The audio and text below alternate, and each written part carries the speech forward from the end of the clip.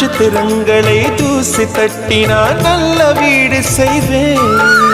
நட்சத்திரங்களின் சூட்டில் நான் உருகி போய்விடில் ஏன் செய்வாய்? உருகிய துளிகளை ஒன்றாக்கி என் உயிர் தந்தே உயிர் தருவேன். ஏ ராஜா, இது மெய்தானா?